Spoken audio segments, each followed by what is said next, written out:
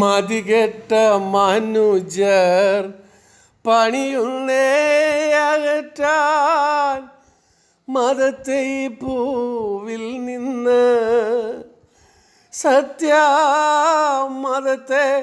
ഈ പൂവിൽ നിന്ന് എൻ പ്രിയനേ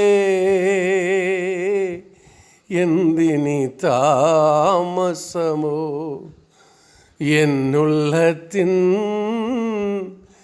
ആശ നിൻമുഖങ്കാൻ മാൻ. പാപത്തെ വെള്ളം പോൽ പാനം ചെയ്തിടുന്ന, പാപത്തെ വെള്ളം പോൽ പാനം ചെയ്തിടുന്ന പാതകർ പെരുകുന്നയ്യോ.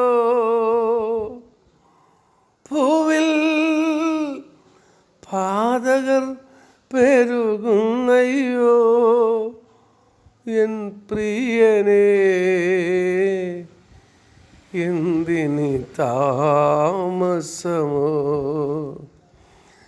എന്നുള്ളത്തിൻ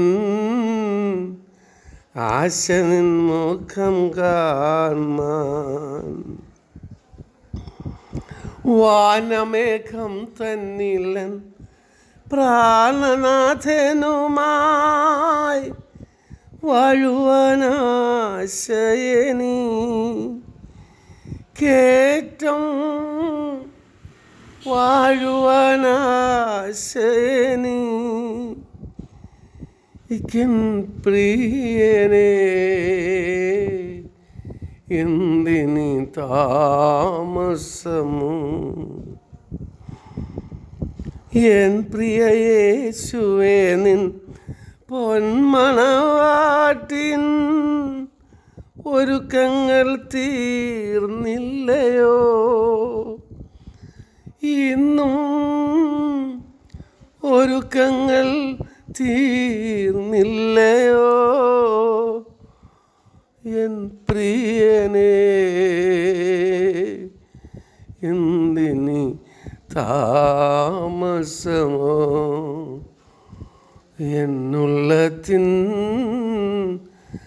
ആശ നിൻ മുഖം കാൺമാൻ. Praise the Lord, hallelujah. കർത്താവായ യേശുക്രിസ്തുവിൻ്റെ നാമത്തിൽ എൻ്റെ പ്രിയപ്പെട്ടവർക്കും സ്നേഹവന്ദനങ്ങളെ അറിയിക്കുന്നു. അതേ കർത്താവിൻ്റെ വരവിനെ വിളിച്ചറിയിക്കുന്ന ഒരു പ്രത്യാശാ ഗീതമാണിത്. ഒത്തിരി കാര്യങ്ങൾ ഈ പാട്ടിൽ പറയുന്നുണ്ട്. ദൈവത്തിന് സ്തോത്രം. പാപത്തെ വെള്ളം പോലെ കുടിക്കുന്ന പാതകർ പെരുകുന്നു. ലോകത്തിൻ്റെ മാലിന്യം കണ്ട് എൻ്റെ മനസ്സ് നീറുന്നു. ദൈവമില്ലെന്ന് പറയുന്ന നാസ്തികർ, നിരീശ്വരക്കാർ കൂട്ടം കൂടുന്നു. ബുദ്ധിയില്ലാത്ത മതിമറന്ന മനുഷ്യർ ദൈവമതത്തെ, സത്യമതത്തെ ഭൂമിയിൽ നിന്ന് അകറ്റാൻ വേണ്ടി ശ്രമിക്കുന്നു. അപ്പോൾ തന്നെ അന്തിക്രിസ്തു അധർമ്മമൂർത്തിയായി വെളിപ്പെടുവാനുള്ള ഒരുക്കങ്ങൾ നടക്കുന്നു. രാഷ്ട്രീയ മത്സരത്തിൻ്റെ മധ്യത്തിൽ ജനം ദൈവത്തെ മറന്നുകളയുന്നു. ആശ്വാസം നൽകാത്ത ഈ പാരലത്തെ വാസമോർക്കുമ്പോൾ നിൻ്റെ വരവ് വേണ്ടി ഭൂമിയിലെ ജീവിതം അവസാനിപ്പിക്കുവാൻ നിൻ്റെ വരവിന് വേണ്ടി വളരെ ബദ്ധപ്പാട് നിറയുന്നു. വരവിനെ ബന്ധപ്പെടുത്തുന്നു. ദൈവജനം കർത്താവിൻ്റെ വരവിനെ ബന്ധപ്പെടുത്തുന്നു, കാത്തിരിക്കുന്നു. വാനമേഘത്തിൽ കർത്താവിൻ്റെ വരവ് ഏറ്റവും അടുത്തിരിക്കുന്നു എന്ന് ഞാൻ അറിയുന്നു. സ്നേഹത്താൽ പൂരിതമായ രാഷ്ട്രം ഒന്നീ ഭൂമിയിൽ ഇതാ വരാൻ പോകുന്നു. അതേ ചെന്നായും കുഞ്ഞാടുമായി ഒന്നിച്ച് വസിക്കുന്ന നാളുകളെടുത്തു. എൻ്റെ പ്രിയ യേശുവേ, നിൻ്റെ പൊന്മണവാട്ടിയായി വരുവാനുള്ള ഒരുക്കങ്ങൾ ഇതൊക്കെയല്ലേ? ഇതൊന്നും കഴിഞ്ഞില്ലയോ, തീർന്നില്ലയോ എന്ന് പാട്ടുകാരൻ വളരെ പ്രത്യാശയോടെ പാടുന്ന ഒരു ഗാനമാണ് നാം ശ്രദ്ധിച്ചത്. ദൈവത്തിന് മഹത്വം. കർത്താവിൻ്റെ വരവിൻ്റെ ഒരുക്കങ്ങൾ ഭൂമിയിൽ തകൃതിയായി നടക്കുന്നുണ്ട്. കർത്താവിൻ്റെ വരവിന് വേണ്ടി ഒരുങ്ങുവാൻ വിളിക്കപ്പെട്ട ദൈവജനം, ദൈവമക്കൾ, സങ്കീർത്തന ഭാഷയിൽ പറഞ്ഞാൽ ഇതാ സഹോദരന്മാർ, ദൈവജനം. ആകയാൽ എൻ്റെ പ്രിയ സഹോദരന്മാരെ, ദൈവത്തിൻ്റെ മനസ്സിലെ ഓർപ്പിച്ച് ഞാൻ നിങ്ങളെ പ്രബോധിപ്പിക്കുന്നെന്ന് പൗലോസ് പറയുന്നത് പോലെ, ദൈവത്തിൻ്റെ ജനം, സഹോദരന്മാരെ, പ്രത്യാശയില്ലാത്തവരെ പോലെ. ദൈവത്തിന് സ്തോത്രം. ഇങ്ങനെ ദൈവത്തിൽ അനേക വാക്യങ്ങൾ സഹോദരന്മാരെ എന്ന് പറയുന്നുണ്ട്. അതേ, ഭൂമിയിൽ ദൈവസഭയുണ്ട് ഇന്ന്. ദൈവസഭ, ദൈവ സഹോദരന്മാർ, ദൈവത്തിൻ്റെ മക്കൾ. ദൈവത്തിന് സ്തോത്രം. അങ്ങനെയുള്ളവരെ ഓർത്ത് ഞാൻ ദൈവത്തെ സ്തുതിക്കുന്നു. കർത്താവായ യേശു ക്രിസ്തുവിൻ്റെ നാമത്തിൽ എല്ലാവർക്കും പ്രഭാത വന്ദനങ്ങൾ അറിയിക്കുന്നു. ദൈവത്തിന് സ്തോത്രം. കർത്താവ് എല്ലാവരെയും അനുഗ്രഹിക്കട്ടെ. 33-ാം സങ്കീർത്തനത്തിൽ 1-ാം വാക്യത്തിൽ ഇതാ സഹോദരന്മാർ ഒത്തൊരുമിച്ച് വസിക്കുന്നത് എത്ര ശുഭവും എത്ര മനോഹരവുമാകുന്നു. സഹോദര പ്രീതിയെ നിലനിൽക്കട്ടെ. അതിഥി സൽക്കാരം മറക്കരുത്. അതിനാൽ ചിലർ അറിയാതെ ദൈവദൂതന്മാരെ സൽക്കരിച്ചിട്ടുണ്ടല്ലോ. ദൈവത്തിന് സ്തോത്രം. സഹോദര പ്രീതി, സഹോദരന്മാർ, ദൈവത്തിന് സ്തോത്രം. എത്ര മനോഹരമായ വാക്കുകളാണ്. ദൈവത്തിന് സ്തോത്രം. ഇതാ സഹോദരന്മാർ ഒത്തൊരുമിച്ച് വസിക്കുന്നത് എത്ര ശുഭവും എത്ര മനോഹരവുമാകുന്നു. ദൈവമക്കൾ ഒത്തൊരുമിച്ച് വസിക്കുന്നതാണ് ദൈവം ഏറ്റവും ഇഷ്ടപ്പെടുന്ന ഒരു അനുഗ്രഹിക്കപ്പെട്ട അനുഭവം. ആരംഭകാലത്ത് സഹോദരപ്രീതി ക്രിസ്തുമാർഗത്തിൻ്റെ സവിശേഷതകളിൽ ഒന്നായിരുന്നു. വിളിക്കപ്പെട്ടവർ ഒരുമിച്ച് കൂടി, അവർ ഏക ആത്മാവ്, ഏകം ഒരുമിച്ച് കൃപ ഒരുമിച്ച് ധാരാളം, ഇങ്ങനെ അപ്പോസ്തലപ്രവൃത്തി നിരന്തരം പറയുന്നത് നമുക്ക് കാണാം. ആരംഭസഭയുടെ ഈ പ്രത്യേകത ഇന്നത്തെ ദൈവമക്കൾ നന്നായി മനസ്സിലാക്കേണ്ടതാണ്. കാരണം ആദിമസഭയിലുള്ള ദൈവജനത്തിൻ്റെ സഹോദര സ്നേഹം അന്യോന്യം ഉരുകിച്ചേരുന്നതായിരുന്നു. ദൈവത്തിൻ്റെ സ്തോത്രം. ഒരു പിതാവിൻ്റെ മക്കളെ അന്യോന്യം ബന്ധിപ്പിക്കുന്നതിലുപരിയായ ദൈവത്തിൻ്റെ സ്നേഹമാണ് സഹോദര സ്നേഹം എന്ന് നാം മനസ്സിലാക്കണം. ദൈവത്തിന് സ്തോത്രം. 133-ാം സങ്കീർത്തനത്തിൻ്റെ 1-ാം വാക്യത്തിൽ നാം വായിക്കുന്നു, സഹോദരപ്രീതി നിലനിൽക്കട്ടെ, അതിഥി സൽക്കാരം മറക്കരുത്. അതിനാൽ ചിലർ 133-ാം സങ്കീർത്തനത്തിൻ്റെ 1-ാം വാക്യത്തിൽ നാം വായിക്കും, ഇതാ സഹോദരന്മാർ ഒത്തൊരുമിച്ച് വസിക്കുന്നത് എത്ര ശുഭവും എത്ര മനോഹരവുമാകുന്നു. ദൈവത്തിന് സ്തോത്രം. 133-ാം സങ്കീർത്തനത്തിൻ്റെ 1-ാം വാക്യം, അത് വസ്ത്രത്തിൻ്റെ വിളിമ്പിലേക്ക് നീണ്ടെടുക്കുന്ന താടിയിലേക്ക്, അഹരോൻ്റെ താടിയിലേക്ക് തന്നെ ഒഴുകുന്നതായി അവൻ്റെ തലയിലെ വിശേഷ വസ്ത്രം പോലെയും സിയോൻ പർവ്വതത്തിൽ പെയ്യുന്ന ഹെർമോന്യം മഞ്ഞുപോലെയുമാകുന്നു. അവിടെയല്ലോ ദൈവ അനുഗ്രഹവും ശാശ്വത നിയമവും കൽപ്പിച്ചിരിക്കുന്നത്. ദൈവത്തിന് സ്തോത്രം. ദൈവത്തിന് സ്തോത്രം. നല്ല ഉഷ്ണ സമയത്ത് ഒരു തണൽ വൃക്ഷത്തിൽ ലഭിക്കുന്ന ശീതളത ഒരു കുളിർമ പോലെയാണ് സഹോദര പ്രീതി, സഹോദര സ്നേഹം നിലനിൽക്കുന്നത്. ഇപ്പോഴത്തെ കാലങ്ങളല്ല, പഴയ കാലങ്ങളിൽ നടന്ന് പോയിട്ടുള്ളവർക്കറിയാം, നടന്ന് യാത്ര ചെയ്യുന്നവർക്കറിയാം. വെയിലിൻ്റെ ചൂടേറ്റ് നടന്ന് പോകുമ്പോൾ വഴിയിൽ ഒരു വലിയ വൃക്ഷം അതിൻ്റെ കൊമ്പുകൾ കൊണ്ട് തണൽ വിടർത്തി നിബിഡമായ ഇലകളെ കൊണ്ട് പച്ചളിപ്പുള്ള ഊഷ്മളമായ ശീതളഛായയിൽ നിൽക്കുന്ന, പടർന്ന് പന്തലിച്ച് നിൽക്കുന്ന വിശാലമായ കൊമ്പുകളുള്ള ഒരു വൃക്ഷത്തിൻ്റെ തണലിലേക്ക് നാം ഒന്ന് കയറി നിൽക്കുമ്പോൾ എന്തോ ഒരാശ്വാസമാണ്,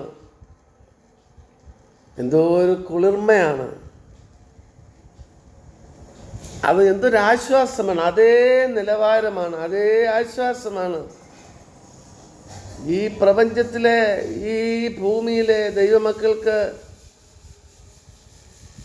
പ്രതികൂലങ്ങളിൽ, പ്രതിസന്ധിയിൽ, ചൂടിൽ അകപ്പെടുന്ന ദൈവജനത്തിന് ദൈവസഭയുടെ ശീതളത, ഊഷ്മളത. അതാണ് പറയുന്നത്, എത്ര ശുഭവും എത്ര മനോഹരവുമാണ് സഹോദര സ്നേഹമെന്ന്. ദൈവത്തിന് സ്തോത്രം. കണ്ടാലും നോക്കിക്കേ എന്നതാണ് ഉദ്ദേശിക്കുന്നത്. മറ്റു പലതും പോലെയല്ല, ഇതൊന്ന് കണ്ടാട്ടെ, ഇത് ശ്രദ്ധിച്ചാട്ടെ.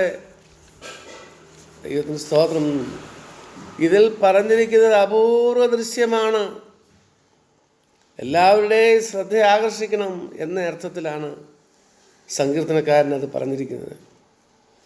ഈ ദൃശ്യം വാക്കുകളാൽ വിവരിക്കുവാൻ അസാധ്യമായതുകൊണ്ട് നാം നേരിൽ കണ്ടു മനസ്സിലാക്കുവാനാണ് സങ്കീർത്തനത്തിൽ പറഞ്ഞിരിക്കുന്ന ആശയം നാം മനസ്സിലാക്കേണ്ടത്. നേരിൽ കണ്ട് മനസ്സിലാക്കുവാൻ ആഹ്വാനം ചെയ്യുക. സഹോദരന്മാരിതാ ഒത്തൊരുമിച്ച് വസിക്കുന്നു. കുടുംബമായാലും സഭയായാലും സഹോദരന്മാർ ഐക്യമായി വസിക്കുന്നത് പോലുള്ള ഭാഗ്യം മറ്റൊന്നുമില്ല. ദൈവത്തിന് സ്തോത്രം. സഭാ കൂട്ടായ്മയിലെ അനുഗ്രഹ ഘടകം എന്താണ്? ഒരു സഭയിൽ, ആ കൂട്ടായ്മയിലെ ഏറ്റവും അനുഗ്രഹിക്കപ്പെട്ട ഘടകം ഏതാണ്? അത് ദൈവസാന്നിധ്യമാണ്. ദൈവസാന്നിധ്യം ഉണ്ടാകണമെങ്കിൽ എന്ത് വേണം? സഹോദരന്മാരുടെ ഐക്യമുണ്ടാകണം. ദൈവത്തിന് സ്തോത്രം. ദൈവത്തിന് സ്തോത്രം. സഭാ കൂട്ടായ്മയിലെ പ്രധാന ഘടകം ഐക്യതയാണ്. ക്രിസ്തീയ ഐക്യതയെക്കുറിച്ച് പുതിയ നിയമം പല പ്രാവശ്യം പറഞ്ഞിട്ടുണ്ട്, പല കാര്യങ്ങളിലും എടുത്തെടുത്ത് പറഞ്ഞിട്ടുണ്ട്. നമ്മുടെ കർത്താവ് പ്രാർത്ഥിച്ച പ്രാർത്ഥന ഓർക്കുന്നു. യോഹന്നാൻ്റെ സുവിശേഷം 17-ാം അധ്യായം അതിൻ്റെ 21-ാം വാക്യത്തിൽ നമുക്കത് കാണാം. എന്താണ് കർത്താവ് പറയുന്നത്? പിതാവേ, നീ എന്നെ അയച്ചിരിക്കുന്നു എന്ന് ലോകം വിശ്വസിക്കുവാൻ അവർ എല്ലാവരും ഒന്നാകേണ്ടതിന്, പിതാവേ, നീ എന്നിലും ഞാൻ നിന്നിലും ആകുന്നത് പോലെ അവരും നമ്മിൽ ഒന്നാകേണ്ടതിന് തന്നെ. ദൈവത്തിന് സ്തോത്രം. ദൈവത്തിന് സ്തോത്രം. എത്ര അർത്ഥഗംഭീരമായ വാക്കുകളാണ്. നീ എനിക്ക് തന്നിട്ടുള്ള മഹത്വം ഞാൻ അവർക്ക് കൊടുത്തിരിക്കുന്നു.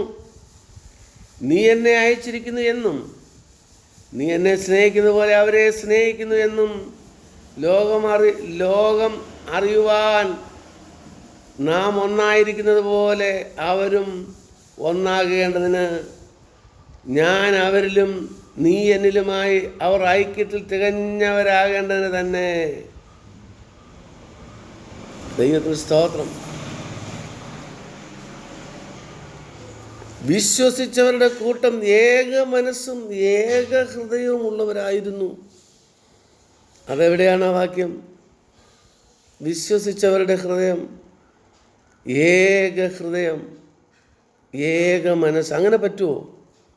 അങ്ങനെ പറ്റും. അത് പഴയ നിയമത്തിലും ഉണ്ടായിരുന്നു. അങ്ങനെ അത് മറ്റുള്ളതുപോലെ അല്ലല്ലോ. അതല്ലേ ഇത് കണ്ടേ, ഇതാ സഹോദരന്മാർ എന്ന് പറയുന്നത്. അത് അത്യപൂർവമാണ്. ലോകത്തെങ്ങും അങ്ങനെ കാണത്തില്ല, ദൈവസഭയിൽ ഒഴികെ. അതെ, വിശ്വസിച്ചവരുടെ കൂട്ടം ഏക മനസ്സും ഏക ഹൃദയവുമുള്ളവരായിരുന്നു. അപ്പോസ്തലപ്രവൃത്തി 4:32. അപ്പോസ്തലനായ പൗലോസ് പറയുന്നത് 1 കൊരിന്ത്യർ 1-ാം അധ്യായത്തിൻ്റെ 10-ാം വാക്യത്തിൽ നമുക്ക് കാണാം. 1 കൊരിന്ത്യർ 1-ാം അധ്യായത്തിൻ്റെ 10-ാം വാക്യം. സഹോദരന്മാരെ, നിങ്ങളെല്ലാവരും ഒന്ന് തന്നെ സംസാരിക്കുകയും നിങ്ങളുടെ ഇടയിൽ ഭിന്നത ഭാവിക്കാതെ ഏക മനസ്സിലും ഏക അഭിപ്രായത്തിലും യോജിപ്പിലും വേണം എന്ന് ഞാൻ നിങ്ങളെ നമ്മുടെ കർത്താവായ യേശു ക്രിസ്തുവിൻ്റെ നാമം ചൊല്ലി പ്രബോധിപ്പിക്കുന്നു. ദൈവത്തിന് സ്തോത്രം. ഇതാ സഹോദരന്മാർ. ദൈവത്തിന് സ്തോത്രം. ഒത്തൊരുമിച്ച് വസിക്കുന്നത് എത്ര ശുഭവും എത്ര മനോഹരവുമാകുന്നു. ഫിലിപ്പി ലേഖനത്തിൽ നമുക്കത് കാണാം.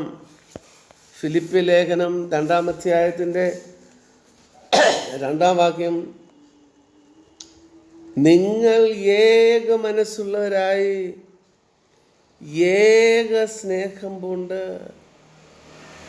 ഏക എന്നല്ല, ഐക്യമത്യപ്പെട്ട് ഏക ഭാവമുള്ളവരായി ഇങ്ങനെ എൻ്റെ സന്തോഷം പൂർണ്ണമാക്കുവീൻ. കണ്ടോ, ഏതെല്ലാം കാര്യത്തിലാണ് ഏകം. ദൈവത്തിന് സ്തോത്രം. ദൈവത്തിന് സ്തോത്രം. ക്രിസ്തുവിൽ വല്ല പ്രബോധനവും ഉണ്ടെങ്കിൽ, സ്നേഹത്തിൻ്റെ വല്ല ആശ്വാസവും ഉണ്ടെങ്കിൽ, ആത്മാവിൻ്റെ വല്ല കൂട്ടായ്മയുണ്ടെങ്കിൽ, വല്ല ആർദ്രതയും മനസ്സിലെയും ഉണ്ടെങ്കിൽ, നിങ്ങൾ ഏക ഹൃദയമുള്ളവർ, ഏക മനസ്സുള്ളവരായി. ദൈവത്തിന് സ്തോത്രം. എത്ര അനുഗ്രഹിക്കപ്പെട്ട വാക്ക്. ദൈവത്തിന് സ്തോത്രം. വീണ്ടും അനേക വാക്യങ്ങളുണ്ട്. എല്ലാ വാക്യങ്ങളിലും ഏക മനസ്സ്, ഏക വാക്യം, ഏക അനുഭവം. ക്രിസ്തുവിൽ ഒന്നാണ്. എബ്രായ ലേഖനം 13-ാം അധ്യായത്തിൻ്റെ 1-ാം വാക്യത്തിൽ നാം വായിക്കുന്നത്, സഹോദരപ്രീതി നിലനിൽക്കട്ടെ, അതിഥി സൽക്കാരം മറക്കരുത്. സഹോദരപ്രീതി അത് നിലനിൽക്കണം. ബാക്കിയെല്ലാം മാഞ്ഞു പോയാലും സഹോദരപ്രീതി. ദൈവത്തിന് സ്തോത്രം. ഇസ്രായേലും യഹൂദനും ഒരുമിച്ച് കൂട്ടിച്ചേർക്കപ്പെടണമെന്ന് പ്രവാചകൻ പറഞ്ഞിരിക്കുന്നു. സഹോദരപ്രീതി. ഇസ്രായേലിലെ യഹൂദന്മാർ, യഹൂദജനം, അവർ സഹോദരന്മാരായിരുന്നു.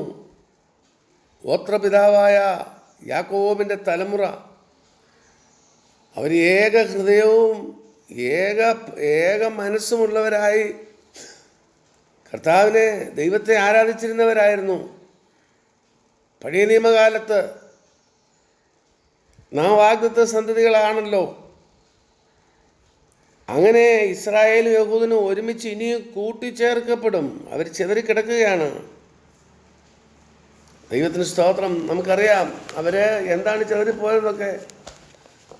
ദൈവഹിതപ്രകാരമല്ലാതെ ഉള്ള ജീവിത മുഖാന്തരം അവർ ചിതറിപ്പോയി. യെഹെസ്കേൽ പ്രവചനം 36-ാം അധ്യായത്തിൻ്റെ 16-ാം വാക്യത്തിൽ 36-16 നാം വായിക്കുന്നുണ്ട്, അവർ ഒരുമിച്ച് കൂടണമെന്ന്. ദൈവത്തിന് സ്തോത്രം. 37-19 മുതലുള്ള വാക്യങ്ങളിലും നാം വായിക്കുന്നുണ്ട്. ദൈവത്തിന് സ്തോത്രം. യഹോവയായ കർത്താവ് ഇപ്രകാരം അരുളിച്ചെയ്യുന്നു, ഞാൻ എഫ്രയീമിൻ്റെ കയ്യിലുള്ള ജോസഫിൻ്റെ കോലിനെയും അവരോട് ചേർന്നിരിക്കുക ഇസ്രായേൽ ഗോത്രങ്ങളെയും എടുത്ത് അവരെ അവനോട് യഹൂദയുടെ കോലിനോട് തന്നെ ചേർത്ത് ഒരു കോലാക്കും. അവർ എൻ്റെ കയ്യിൽ ഒന്നായിരിക്കും. ദൈവത്തിന് സ്തോത്രം. ചിതറിയ ഇസ്രായേൽ ജനത്തെ ഇതാ സഹോദരന്മാർ എന്ന് തൊട്ട് കാണിക്കത്തക്കവണ്ണം ഒന്നിച്ചു കൂട്ടും. ദൈവത്തിന് സ്തോത്രം. ഇതിൻ്റെ നിർവൃതിയായി ഈ ഇരു കൂട്ടക്കാരും മിശിഹയുടെ ഭരണത്തിൽ ഏകോപിച്ചു വരുമ്പോൾ അവരുടെ കൂട്ടായ്മയുടെ ദർശനമാണ് 1-ാം വാക്യത്തിൽ നാം വായിക്കുന്നത്. എസ്കേൽ പ്രവചനം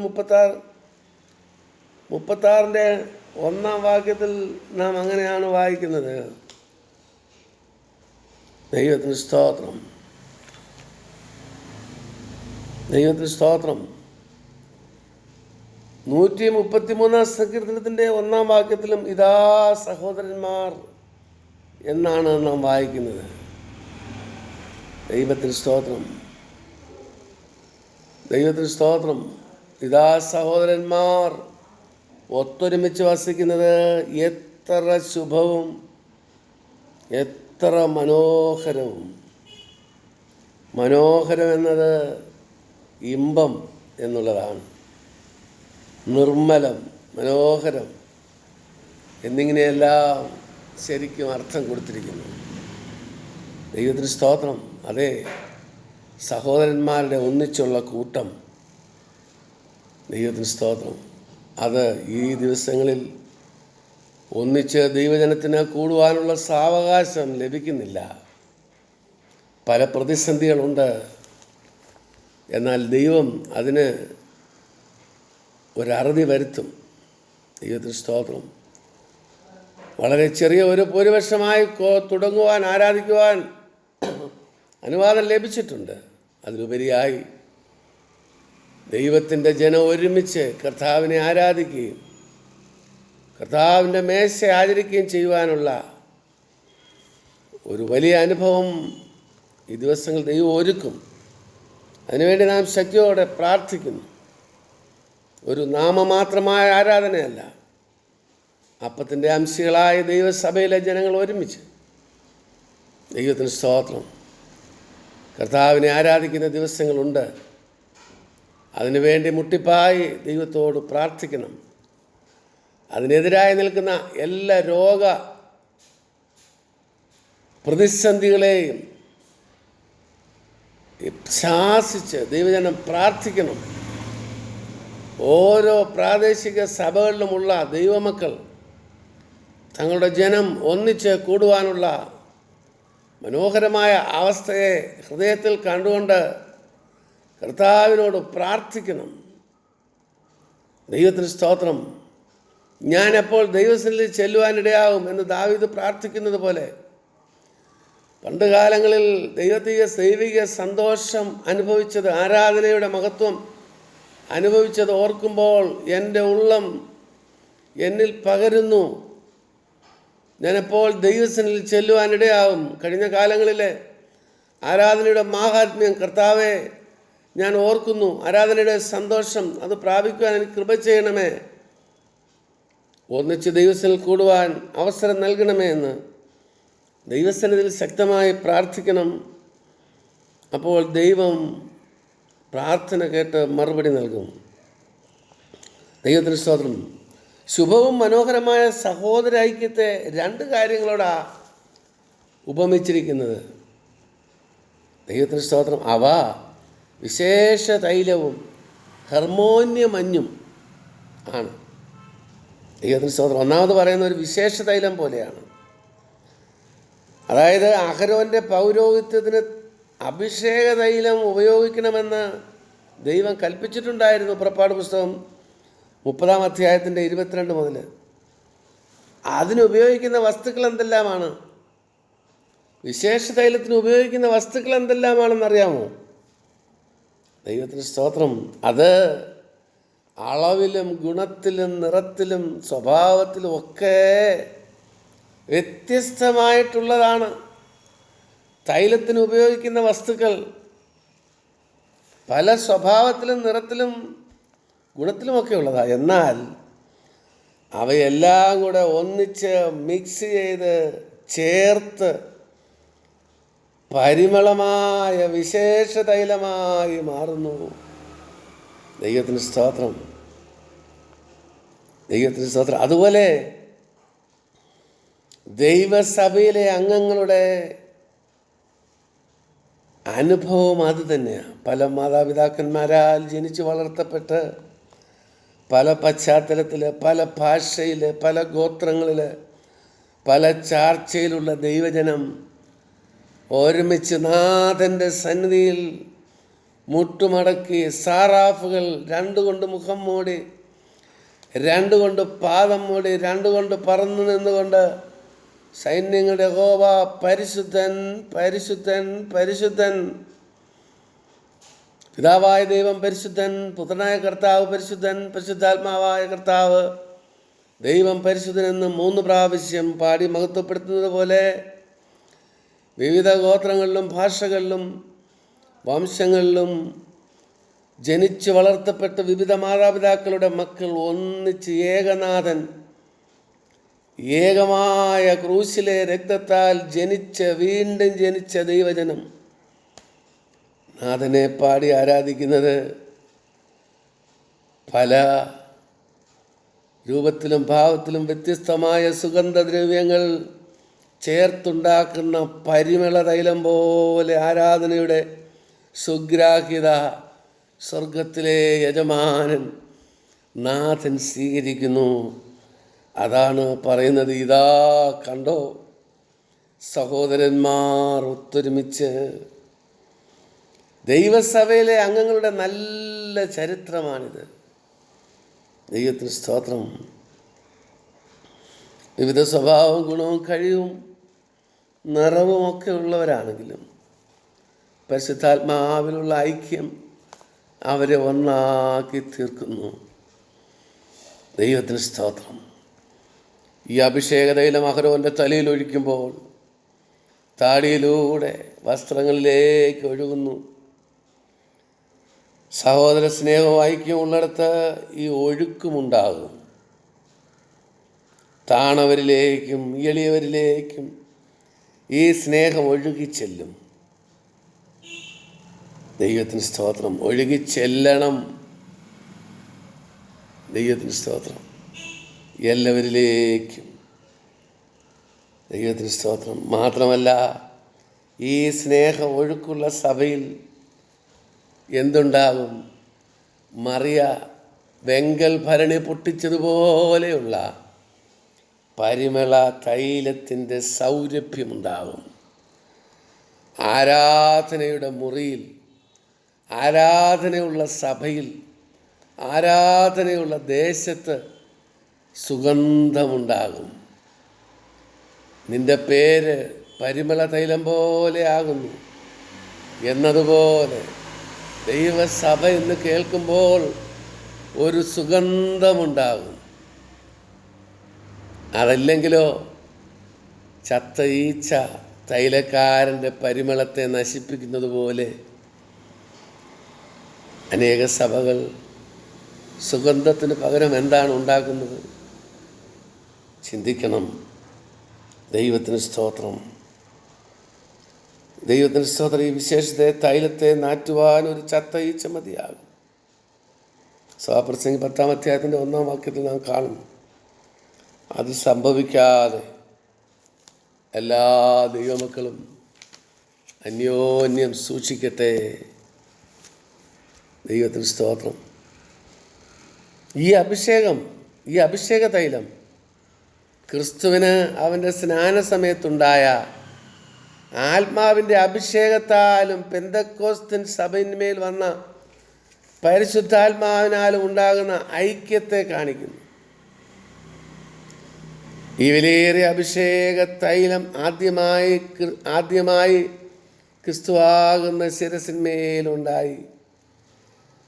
അഹരോൻ്റെ താടി എന്ന് നാം സങ്കീർത്തനത്തിൽ വായിക്കുന്നല്ലോ. അനന്തരം അത് താടിയിലേക്ക്, മൂപ്പൻ സ്ഥാനത്തേക്ക്, അധ്യക്ഷ സ്ഥാനത്തേക്ക് ഒഴുകുന്നു. എബ്രായ ഭാഷയിൽ മൂപ്പൻ അധ്യക്ഷൻ എന്നതിനും താടി എന്നതിനും ഒരേ വാക്കാണ്. എബ്രായ ഭാഷയിൽ സാക്കൻ. അനന്തരം അത് എങ്ങോട്ടൊഴുകുന്നു? അത് തൈലം താടിയിൽ നിന്ന് വസ്ത്രത്തിൻ്റെ വിളുമ്പിലേക്ക്, അതിൻ്റെ സാദൃശ്യമായ മുഴു സഭയാം ശരീരത്തിലേക്ക് ഒഴുകുന്നു. ക്രിസ്തുവിൻ മൂപ്പന്മാരും ദൈവസഭയും മുഴു സഭയും പരിശുദ്ധാത്മാവാം തൈലത്താൽ ഐക്യപ്പെടുമ്പോൾ ഇത് ശുഭവും മനോഹരവുമായ ഐക്യ അനുഭവമാകുന്നു. ദൈവത്തിന് സ്തോത്രം. പരിശുദ്ധ പിതാവേ, നിന്റെ ജനം ഒന്നിച്ച് ആരാധിപ്പാനുള്ള സമയം അതിവിദൂരമല്ലല്ലോ. കർത്താവെ, എല്ലാ തടസ്സങ്ങളും മാറ്റി ദൈവത്തെ ആരാധിപ്പാനുള്ള സാവകാശം ദൈവം ഒരുക്കുന്നതിനാൽ സ്തോത്രം. അതിലുപരിയായി കർത്താവിൻ്റെ മുഖം കണ്ട് നിന്നെ ആരാധിക്കുന്ന ദിവസങ്ങളും അനധിവിദൂര ഭാവിയിൽ ഞങ്ങൾ ആത്മാവിൽ കാണുന്നു. അതിനുവേണ്ടി ലോക സംഭവങ്ങൾ ഒരുങ്ങുന്നു. നിൻ്റെ വരവിനായി ജനത്തെ ഒരുക്കണമേ. മുട്ടുമടക്കുന്ന ജനത്തെ എല്ലാം അനുഗ്രഹിക്കണം. വിഷയങ്ങളുടെ മേൽ വിടുതലയക്കണം. പ്രാർത്ഥന കേട്ടതിനാൽ സ്തോത്രം. ക്രിസ്തു യേശുവിൻ്റെ നാമത്തിൽ തന്നെ. ആമേൻ, ആമേൻ.